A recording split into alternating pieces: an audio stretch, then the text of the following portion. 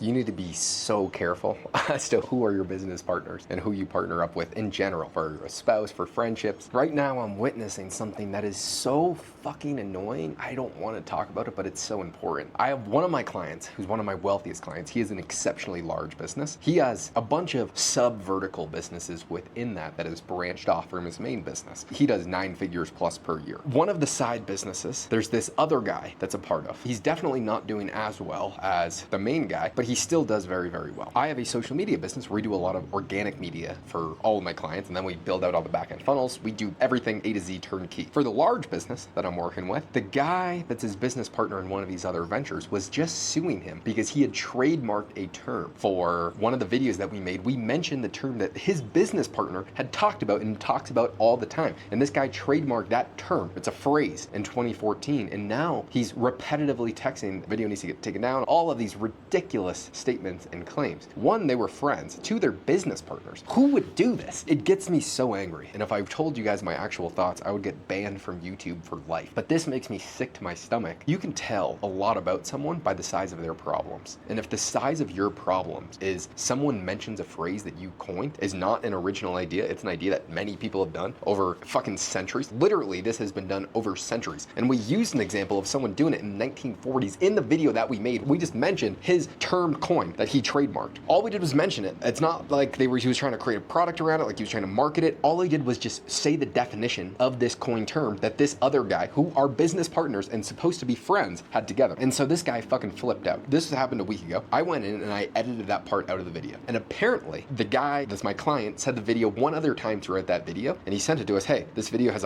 over 130,000 views. It's obviously made you guys a lot of money. You guys were marketing your product in it. I want you to take down the video because you still didn't completely take out this coin term. The size of his problems are obviously so pathetically small. If one, he doesn't want to see his business partners win, his friends win. Two, if you are that concerned about what someone else is doing and you're not focused on what you're doing, what can make you more money, which can grow your business, you clearly have nothing else going on. My client, who I'm good friends with, I would consider one of my greatest mentors in the entire world, he called me and he said, Josh, what's the learning lesson of this? I said, well, you gotta be hyper careful as to who you go into business with. He said, bingo. He said, what kind of person would do this? What kind of person would get this upset about someone else saying a phrase that they trademarked this phrase because they thought it was an original idea that they had? It's beneficial. If you start something, other people use it, that is a compliment to you. If you do well in something, people are going to copy you, period. But the fact that this guy is so upset because he thinks he had an original idea, that just shows a lot about the personality and the character of that person as well. You gotta be so fucking careful into who you go into business with. This gets me so unimaginably angry because I could never even comprehend thinking about this. The size of my problems are just so much bigger. If you had bigger problems, you wouldn't even consider these things. You know someone really doesn't have a lot going on if they're talking shit about their friends, if they're doing all these things. You know that they don't have a lot going on because if you are going to continue to grow a business, your problems get exponentially larger. They just will literally get infinitely larger the bigger you grow. And so if you have very small problems and you're concerned about them, you clearly are not running a large business. It's just a telltale sign because running a business is just your ability to solve problems at scale. That's really all it is. You're going to continuously run in every single problem you possibly imagine, and you have to solve those if you want to continue to grow. Another thing is just being around people that want you to win. All you want is for your friends to win. It's not someone else wins and you don't. It's actually, if your friends win, you win as well. Everybody wins together. It's a fixed mindset to think that if one person wins, that means you lose. It's actually the opposite. If you win and your friends win, everybody wins double time. You each learn more things that you guys can tell each other. You're each experiencing new problems. You can help each other out in other ways. It just makes no fucking sense. It makes no sense. So it's hard for me to even think about this. I was so upset reading this because this business partner, they put a group chat with me, my client, and the other guy, who was actually a potential client that I will never fucking work with in my entire life now. I wouldn't even consider it. He could offer to pay me $100,000 a month and I'd still turn him down. In a group chat with these two, the one guy that's the business partner, not my client, saying all these fucking disrespectful ass things to my client, who's literally the nicest guy in the entire world. All he does is do other things for other people. My client, he has something else going on that's pretty big. The other guy's a little upset that he's not a part of it. All he did was start to name out, hey, the people who are a part of it, they constantly are trying to help me. They're constantly asking, what can I do for you? This other guy, he's always asking, what can I get from you? And that's really the biggest difference. The bigger your business is, in general, you should always be figuring out what can you do for other people, because that is the name of the game of a business, of capitalism. You do other things for other people and you get rewarded in return over a long period of time. It's the people that always think, what can I get from someone instead of what can I give to someone, that are always the brokest. Every single one of the most successful businesses that I work with, that are my clients, that are doing multiple 9 figures per year, are the ones that give the most